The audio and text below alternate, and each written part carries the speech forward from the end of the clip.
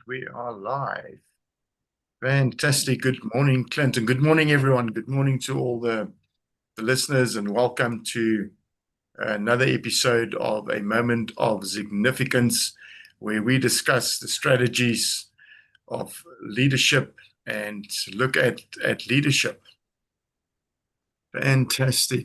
Clint, welcome back to another episode of A Moment of Significance, and looking forward to chat to you today. Thanks, Dan. It's always an honor. It's always an honor. And I think this one, today's topic, leadership, I think it's really a big deal. In today's modern world, it's such a huge topic. And I just feel like everything's being rewritten at the moment, isn't it?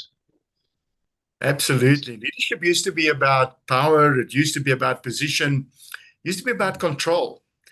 But today it's about authenticity, connection, and courage. So let's unpack that a bit and what it means in real life. Nice.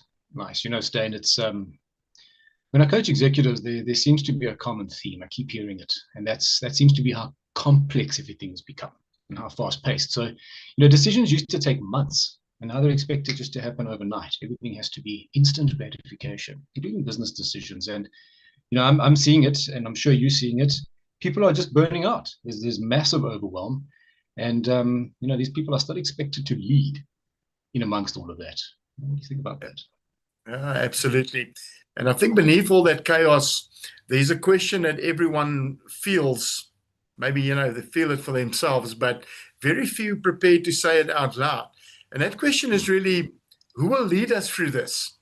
Not manage, not control, but lead. Because in the past, leadership meant to be in charge. And today, it means to take responsibility, not just for results, but for the well-being of the people producing those results. Isn't that true? Absolutely. I love that distinction.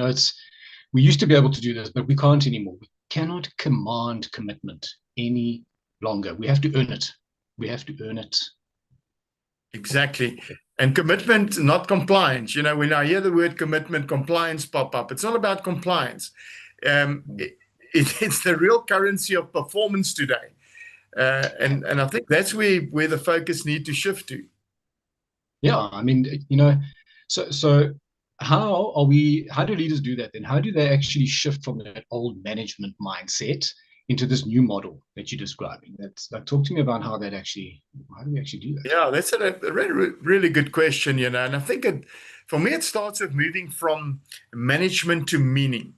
People don't follow because they have to. They follow because they believe in you, the leader, and what you stand for. That's the thing I've learned. People don't care how much you know until they know how much you care for them. So I think it starts literally by recognizing that people don't follow you because they have to. It's not a force. They follow you because they believe in you as a leader. They believe in what they see you stand for. And a true leader doesn't have to provide every answer. It's not about knowing everything and having every answer for every scenario. A true leader asks better questions. And I really truly believe in this. They ask the kind of questions that spark ownership, that sparks responsibility, it sparks growth.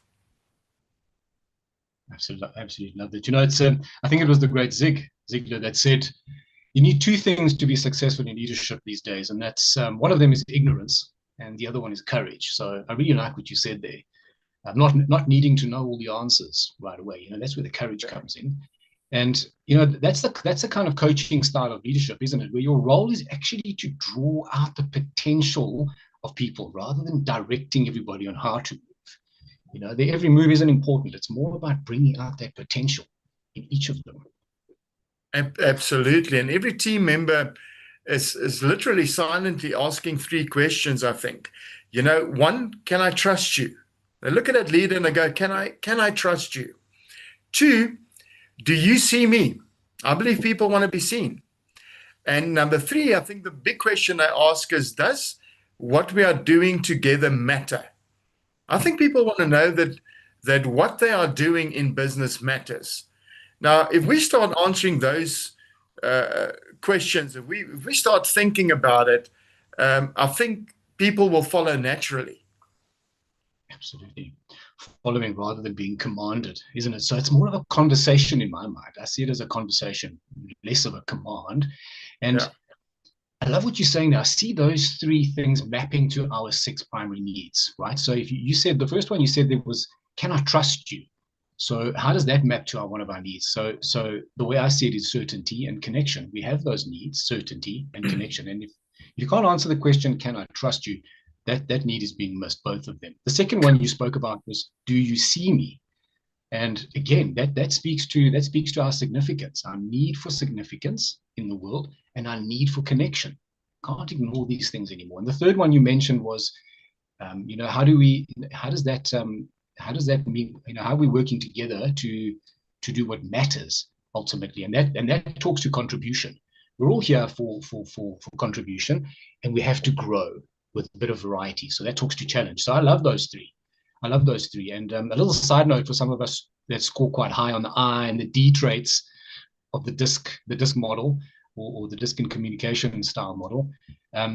We are actually better leaders when our daily practice is to listen more before speaking and connecting before correcting. That's something that I'm working on quite diligently, I must say. I think that's really a really important point you're making there with the listening part. And, are we becoming active listeners? Are we listening with the intent to understand? And I think Stephen Covey wrote in his book, 7 Habits of Highly Effective People, first seek to understand and then to be understood. And what I'm hearing, it's more of a serving before steering in today's leadership. And I really believe in business and in leadership, we need two things. One is a servant mentality. How can I serve? How do I listen? Do I listen with the intent to understand? And then what I call extreme ownership, literally getting rid of excuses, because excuses are always readily available. So we stop making excuses and we start taking responsibility for ourselves. We start listening with the intent to really understand. I think that's what leadership really steps up. It's and I want us to look at perhaps, this maybe the inner game of leadership. Now, I've heard you talk about that, this inner game. Stan, you've spoken about it a lot. What do you actually mean by that? The inner game. What is this all about? Yeah, and I think it's an important game, Clint. We call it the inner game of leadership. Every leader, I believe, have 3 mirrors. The first mirror is the inner mirror. It asks, who am I being right now? Because leadership begins with self-awareness. So first of all, it asks, who am I being right now? How am I rocking up? It's me checking me first. And that really is the first inner mirror. The second inner mirror is the impact mirror. How do the people experience me? What is my tone like, my energy like, my presence like? How can I hold space for someone? And they all speak before your words do. The way you rock up, the way you carry yourself, the way that you are in the moment, what does your own presence look like, your energy, your tone that you are setting? And really the third mirror is the legacy mirror.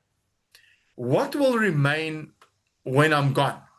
Now, I truly believe that, one of the principles we teach with the Ziglar material is the be, do, and have principle. You've got to be the right kind of person that do the right kind of things to have all that life has to offer. Now, when I do that and I start helping someone else be, do, and have more than that they thought possible, is where I become significant. And if I keep on doing that, I believe is where we start creating legacy. And I really believe everyone wants to create a legacy. It's when we help someone else be, do, and have more than they even thought possible. And that to me is, one of the, that's a legacy mirror. The epitome of what I leave in people when I'm gone. When we speak about inheritance and is what I'll leave to people, but when we speak legacy, it's what I leave in people. What will remain when I'm gone? Ultimately, leadership is about what you leave behind. It's the legacy that you create. And that starts with you. So if I talk about inner game of leadership, I believe every leader has these 3 mirrors. and they have to pay attention to these three mirrors on a daily basis. That's really powerful stuff, Stan. It's and it's so confronting. I mean, I was thinking of that story with a mirror, mirror on the wall, tell me who's the fairest of them all. It's these mirrors that we're talking about now. They are really hardly ever economical with the truth, aren't they? They're just straight up confronting and true, isn't it? Yeah, mirrors don't lie, though, do they? And the question I ask myself every morning is, who needs me at my best today? And I think that's an important question as a leader, is to ask ourselves, at the beginning of the day when we start out, who needs me at my best every day? How am I going to rock up? I believe people will learn more from what they see you do than what they'll ever learn from what you tell them to do. So if I shift, it shifts me from ego to impact. And when that pressure builds, it's like that a 90-second reset, breathe, feel your feet on the ground, just, be grounded and reminding yourself, right now, I choose to lead with clarity. I choose to lead with calm, and I choose to lead with compassion. And it's literally shifting leadership from to rather a people-focused leadership. For many years, and I've spent 30 years of my life in a corporate environment on a leadership and executive role. And one of the things I realized is, in today's life, we still practice carrot and stick. We haven't shifted to people-focused role. So I believe it starts with ourselves. And when we start making better choices and making better decisions, and we start by a statement to say, I choose to lead. It's a choice whether you're going to lead or not. And then if you did choose to lead, it's a choice to lead with clarity.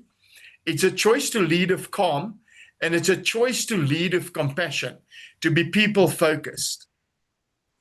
It's so practical, really so practical, Stan. And I find myself saying the exact same thing to my clients. And that's, your self-management essentially is actually your leadership license. It's it ties in quite nicely with what Tom Ziglar was saying in your show a couple of weeks ago. And he asked the question, what are you doing with the people that God has placed in front of you? And that includes you, so how are you leading yourself? How are you demonstrating your self-leadership first so that you actually have that license to lead others with confidence? I like the way you put it. Self-management is your license to leadership, or your leadership license. I actually just love that.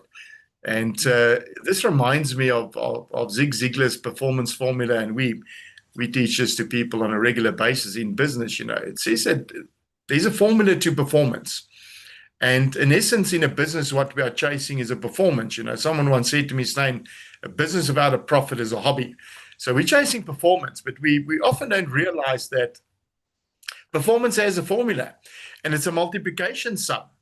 And what it means is that attitude multiplied by effort multiplied by skill is performance. So your attitude sets the tone, your effort drives the momentum, and your skill shapes the results. But here's the thing about being a multiplication sum.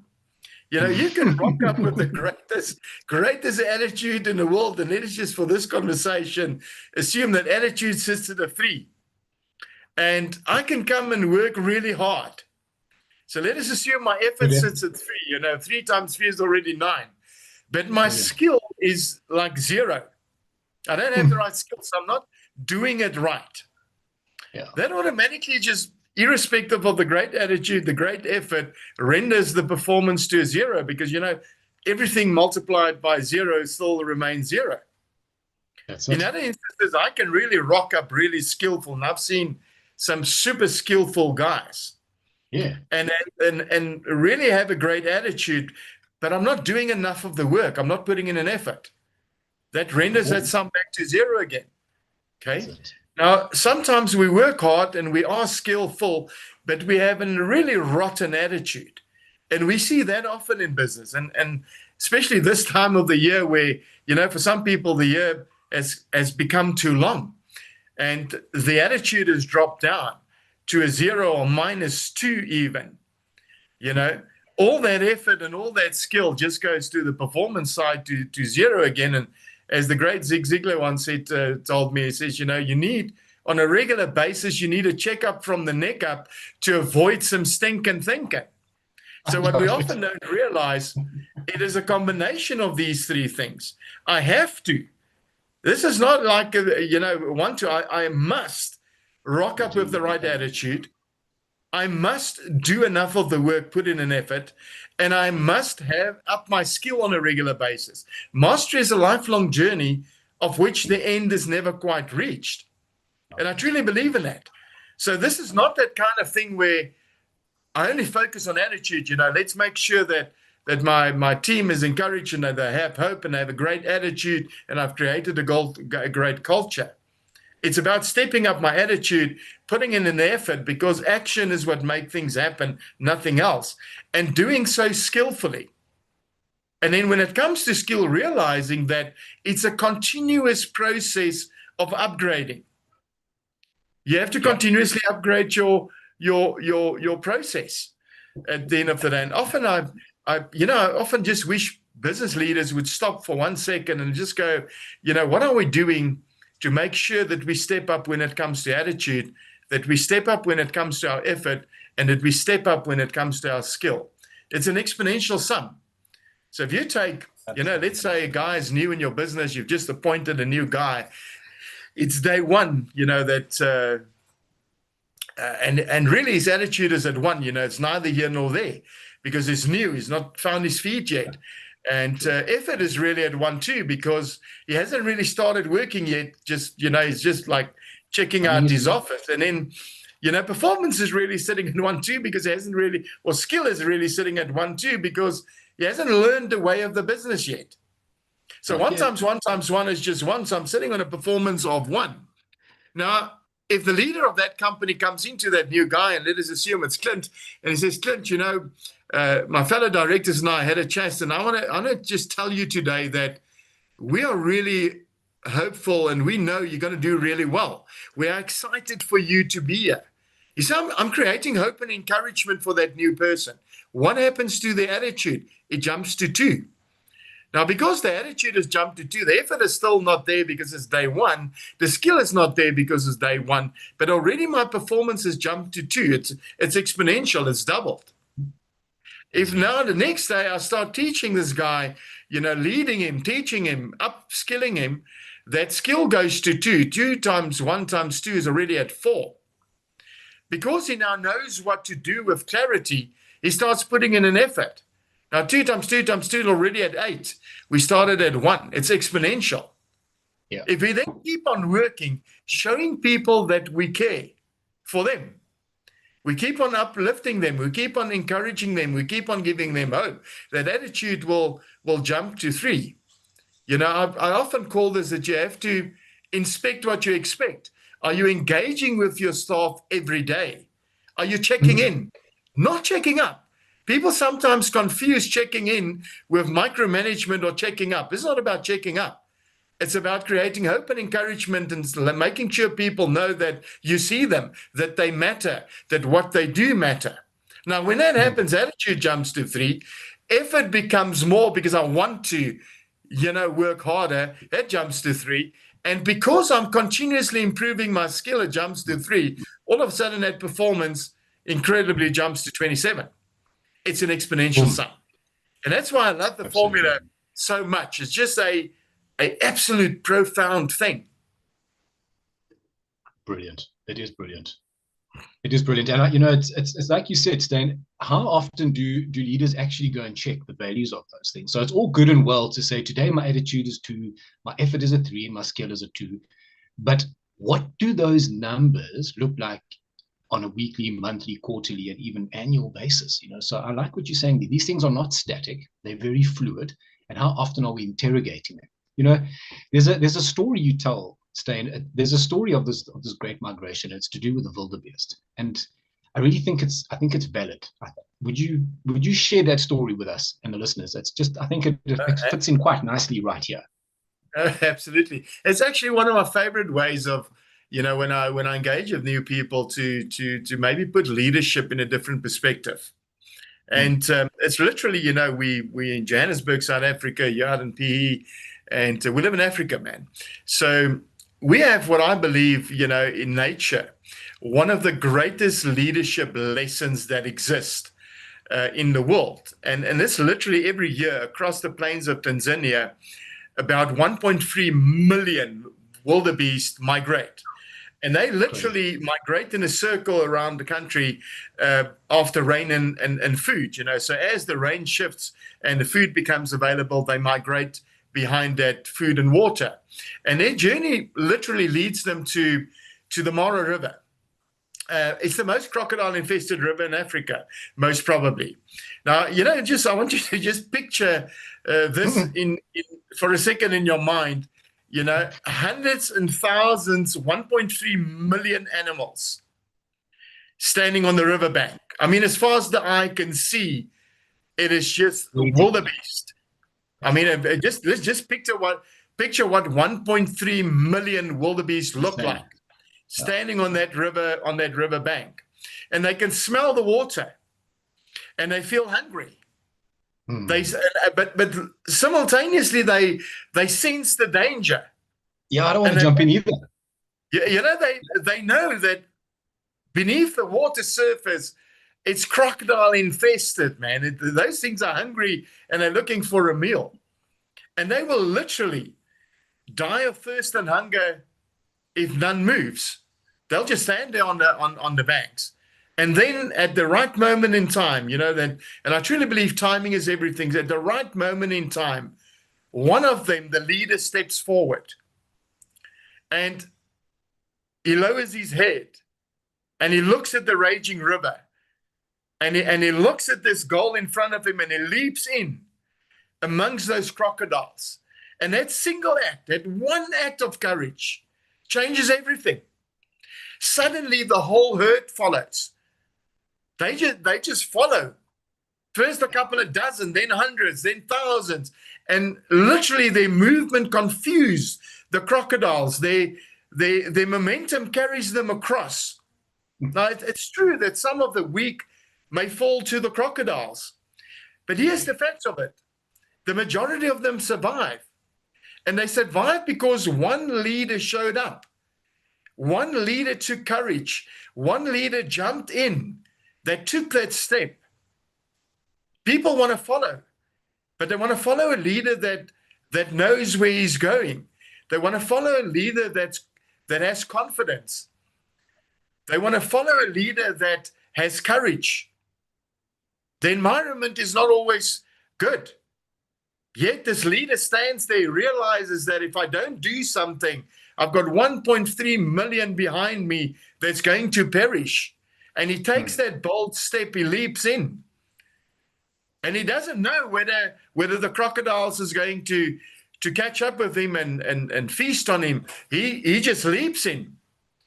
But that act of courage empowers everything behind him, and they jump and they make it to the other side, and the momentum carries them there. They get to feed, they get to drink water, they get to survive and keep on tracking to yet again a year later come to the same point.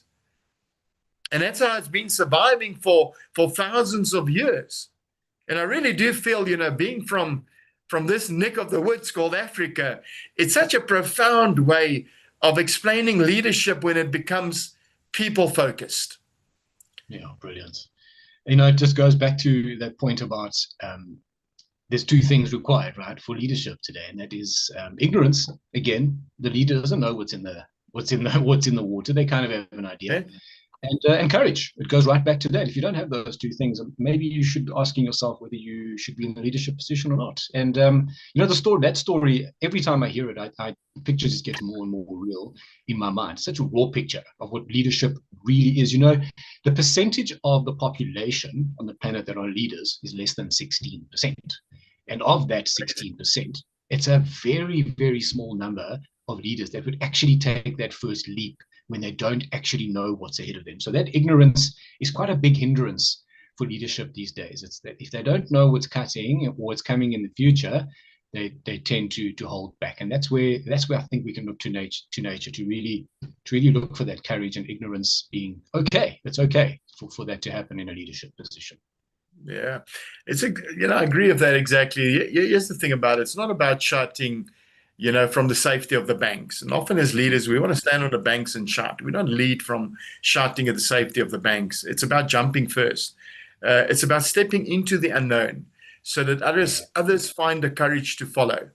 And every time a leader leads by example, whether it's in a company, whether for some people perhaps in a classroom or a family, Yeah. they create movement.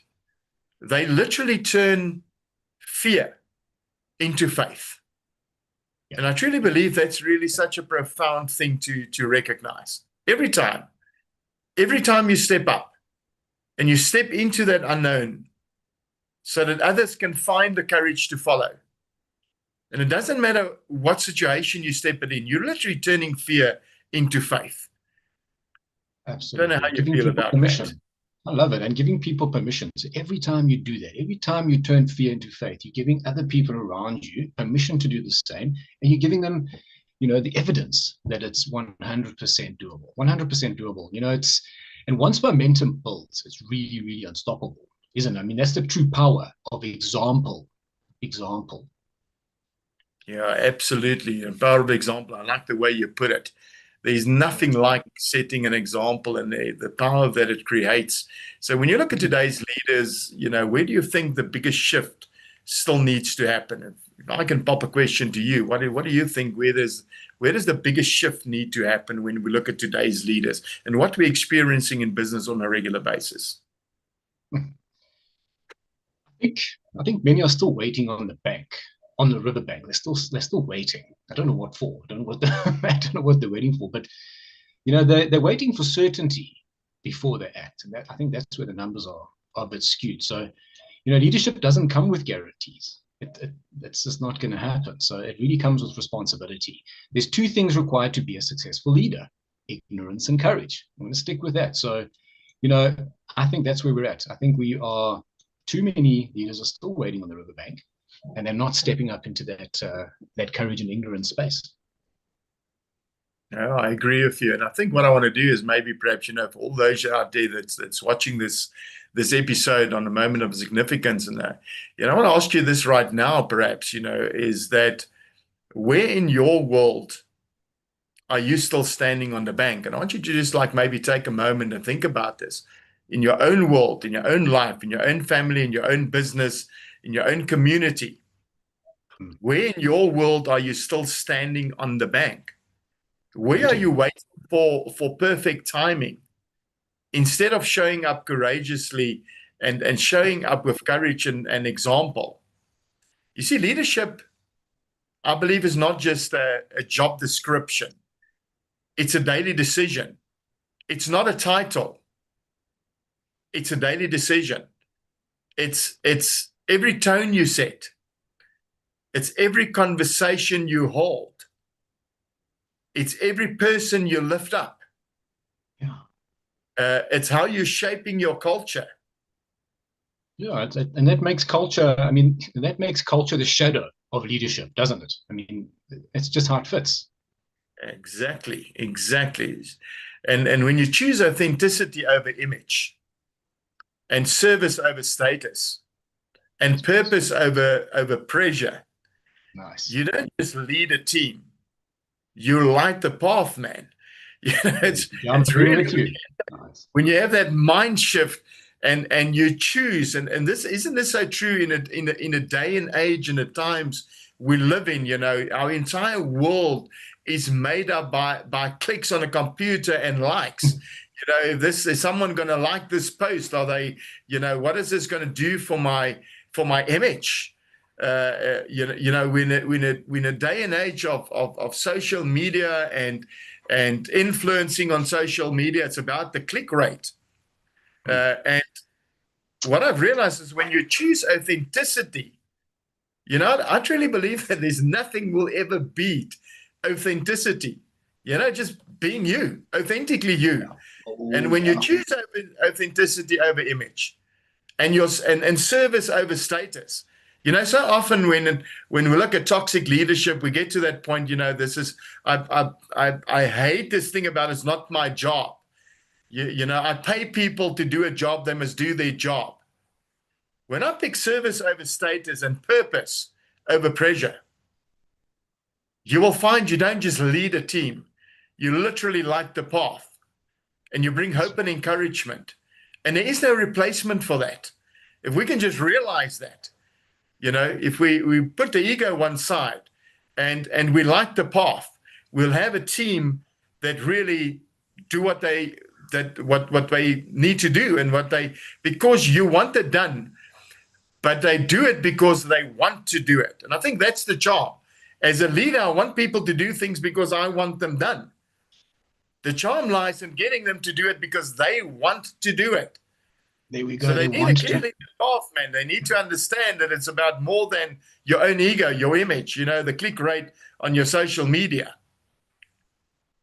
Yeah, are you doing it under duress or are you doing it out of your own free will? The Hitler versus Branson story. I absolutely love that, really.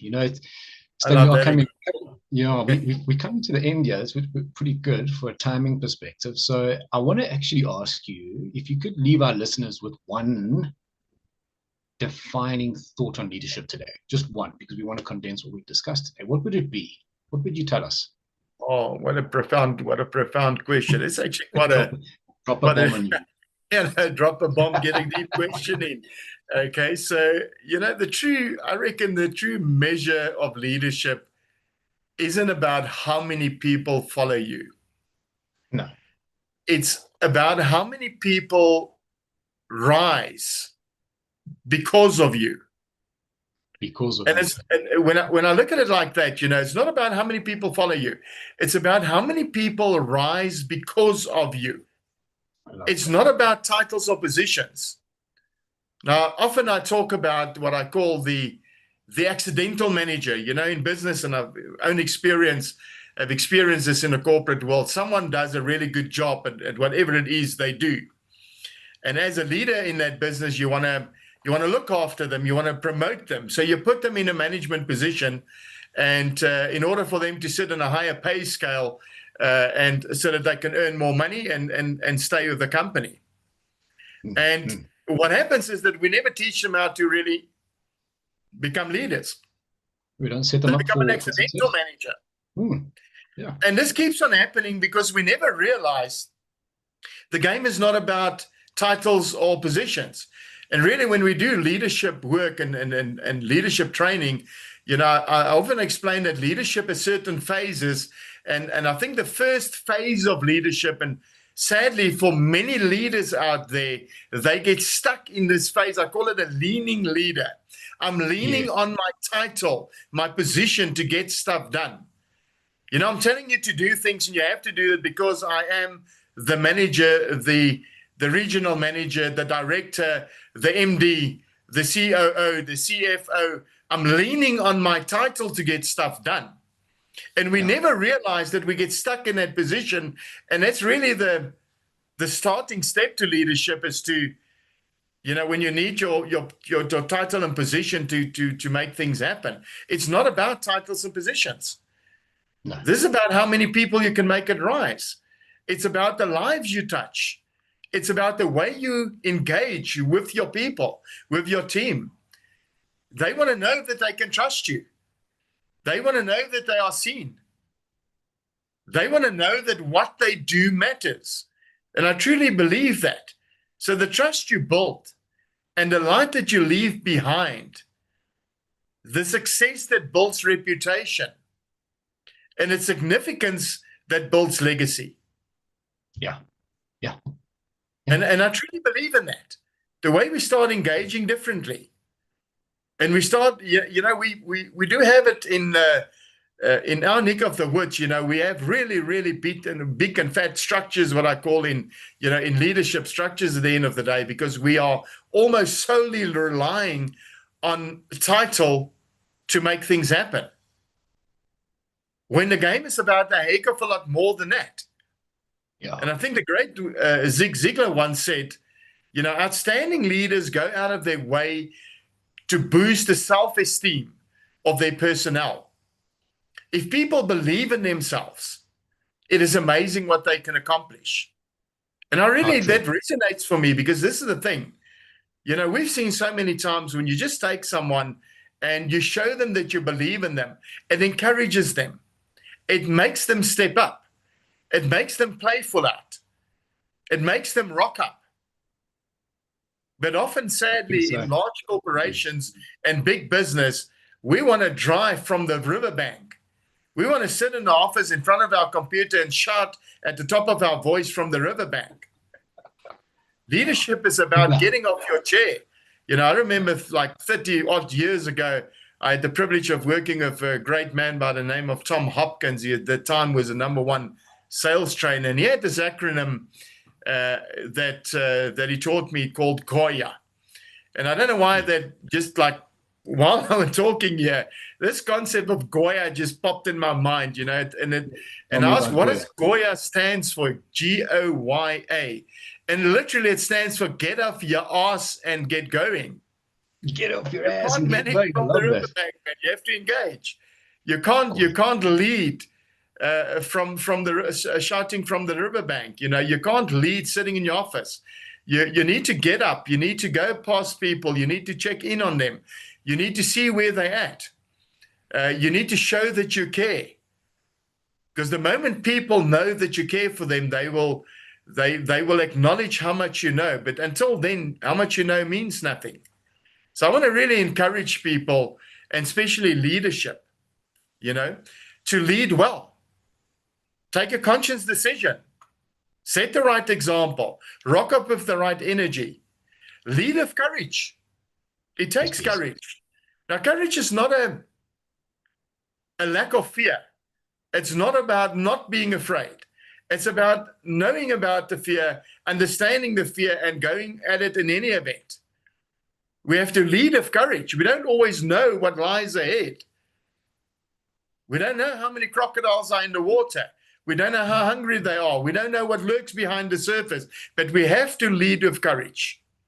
And when you reach that river, be the one who jumps first. That's in essence what it means, leadership. To lead, be the one that jumps first. Be the action taker. Be the person that gives hope and encouragement. Not once a week, not once a month. Find the opportune moment. And I truly believe that the nick of the knack lies in the fact that, so many leaders would set up, a monthly or even a quarterly feedback session where they get all their people together and they give them feedback, which is important in their business. Sure. And then at the end of that feedback session, I've seen so many leaders say to their people, we love you all. We appreciate you. We like that you are here. It doesn't carry as much weight, so to speak, as when you find them in the opportune moment. And what does that mean?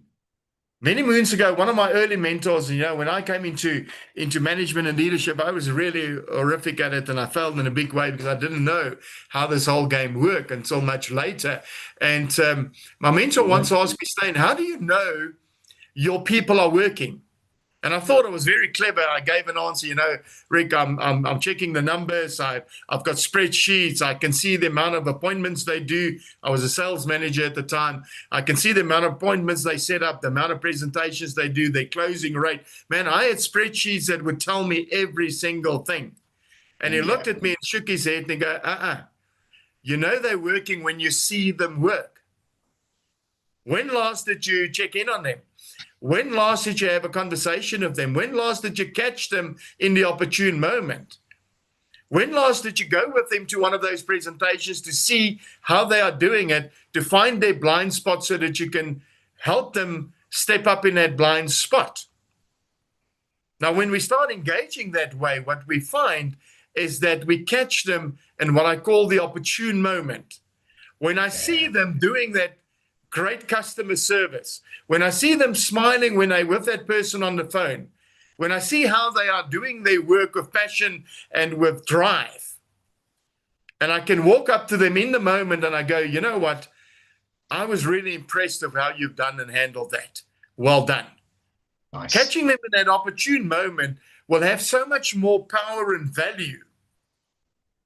And it really ticks the box of, am I being seen, isn't it? Absolutely. And that's why I believe that leadership cannot happen from the inside of your office. It happens on your floor, between your people. It happens when you see them work. Yeah. Because that's when you catch them in the opportune moment. One, you're going to catch the educational moments where what happens provides you with a moment that's profound, where you can uplift them and teach them, teachable moments.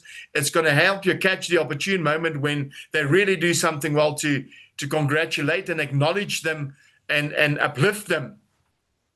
And it really does tick that box of, can I trust you, and am I seen? And does what I do matter? Now, if you're hiding out in your office the whole day, and because you're busy, and I get this often, I'm busy, and I get it. You're busy, busy with what? Part of being busy is knowing what's happening on your floor in your business. And if we get rid of this attitude of, I'm paying Clint a salary, he must do his job. It's an old way of thinking. It's an old way of doing. It's dated. We live in different times now. Yeah. Leadership needs to be trusted. We have a lack of trust in business, and we often see this. People want to know that what they do matter. I'm not going to catch them in the opportune moment and show them that what they do matter if I am not there. I mean, I had a conversation the other day when we were doing one of our powerful diagnostics in a company where, 85% of the guys we engaged in conversation and then data gathering voiced that the company has a open door policy, but there's no one ever there. So although leadership profess to have an open door policy, come to me and come and talk, I never given the opportunity to come and talk. So it's almost like there's an open door policy, but there's no one in the office. Now, isn't that crazy when you work with a big corporate company, and 85% of the people that's doing the actual work say, and when I spoke about values, they go, man, we got great values. And they're sitting on the wall in every single room you can walk into. But we are not living those values. We are not practicing them in our daily thing. They're just on the wall. We got a great open door policy, but no one is ever there. When we need hope and encouragement, when we're not seen, we're not heard. Now, that's a crazy stat, man, 85%. And then we wonder why the Gallup report comes out every year with this gross statement saying that, 70 to 80% of people in the corporate world are disengaged in their work. They rock up, they do as little as they can not to get fired, and they don't really make a profound impact. And the reason they don't make that profound impact, the reason they get, in the Ziegler world, we call it a zombie mentality, why they get that is literally there's no hope and encouragement. When I work hard, I don't work hard, it doesn't really make a difference. And it's a leader's role, it's a leader's job. Yeah, it's a leader's job to encourage and provide hope, isn't it? I mean, if that's not happening. Yeah. So how many businesses, and this is the question, and hopefully, to some of the leaders that are tuning in this episode today, hopefully you stop for a couple of seconds and ask yourself, what does it look like in your own business? What does it look like in your own life? Do you have beautifully grafted and drafted value statements that hang on every wall, but they're not being lived? Not being demonstrated. You can check that those value statements and people's personal values align. Because here's the thing, as human beings, we're driven by our belief systems, our values, and our emotions. Now, if I can manage to get alignment between the individual's values and the company values, that become a powerful thing. Or is it just a window dress? This is what I often wonder about. Are we window dressing by putting up this beautiful mission statement, this beautiful vision statement, this beautiful value statement, but no one lives it? Okay. Are you offering an open door policy with nobody in the office? You're not creating the environment where people can really come and ask for your advice, your insight, whether they really get it. In a safe space. Are we window dressing? This is the thing I wonder about. And I really I hope that people stop in this moment. I know it's a busy day, and I know business is always busy, but sometimes we just have to stop and reflect and Yes. just take a second and say, am I getting the worth out of my intention? Am I intentional enough? Am I using these wonderful tools to my benefit? Are we living it? Are we creating a culture where people feel safe, where they can really flourish, when they can rock up their best way because the example they get, people mimic their leaders. And this is true. There's an old saying, a fish rots from its head. It's such a horrible saying. But it's true though. People mimic their leaders. What example are you setting? Yeah. What picture are you showing people? What does the perfect thing look like? Yeah. Are you prepared to actually walk your talk? Or is it just talk? And hopefully this is thought-provoking. And hopefully, we'll get a couple of leaders out there that just stop for a second and think about the profoundness of today's chat. And this is really a insanely good chat. I really enjoy this. It's a great topic. It's so beautiful. And Stan, I'm going to take two things from today. The first one is you made me think of Toyota. The old Japanese company that they invented the model where the idea was to go to where the work lives, and that just aligns perfectly with Goya, which I've learned today. Thank you very much. Get off your ass. If you're not going into the business to see what is going on, you're definitely not a leader, and having an open door is pointless. So I really love that. So what am I taking away with me? Firstly, I'm taking away Goya. I'm definitely going to align that with Toyota's go to where the work lives. And then I'm going to carry that picture of me with me, that picture of a leader who jumps first. That's where I'm at. So thanks for the chat today, Stan. It's really been great stuff. It's really been insightful. Thank you for you, and thank you for joining. It's always such an insightful thing when you and I can discuss the things that really matter to both of us. And I want to really remind people that first and foremost, let's say thank you to everyone that listens in every week and that engages with this podcast, because our intention is really to make a difference and to make a difference for someone else.